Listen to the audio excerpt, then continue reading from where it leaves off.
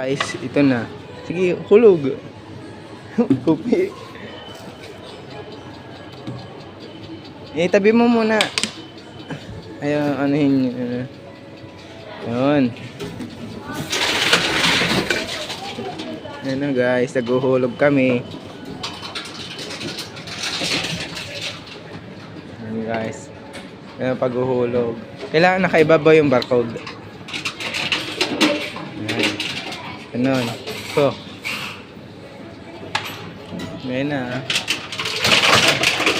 Ayan yung price.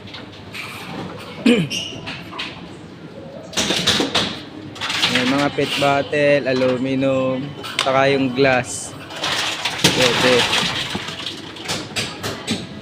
Ano yun? Pagbagsak, ano na? Parang durog na. Kopi na. Pagbagsak. Ayan guys. Kung masipag lang kayo mamulog dito ng mga ano, may extra income kayo. Pero inipon lang namin yan, hindi namin pinulot.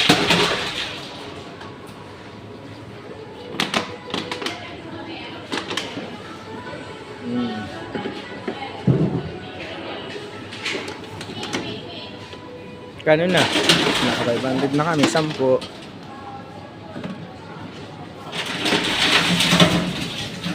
Paano may ganito sa Pinas? Pagbagsak niya yata, inaano niya siya, kinukopi na. Ayan pa guys, mayroon pa kami isang plastic. Para ito, grocery. May bawat grocery, may mga ganito. Yan na guys, 700, foreign.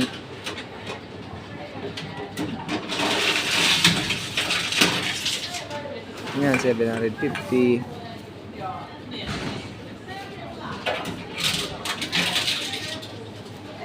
Okay, nagbilang na. 800 na. Tatama yata tayo sa 1.5 ah.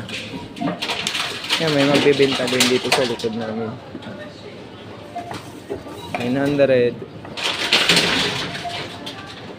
May magbibenta din siya. Lokal yan. Mga lokal. Yan. 1,050 na. Kakaunti, hindi pala abot ng 1.5. Ano ba? O, caution na. Uy, may bid palakot. Iba yata. Timog container. Bye bye guys. Kasi may nakasunod sa amin. 1-1 na. Na-scam pa kami ng barcode. Oh, anto na. Thank you guys.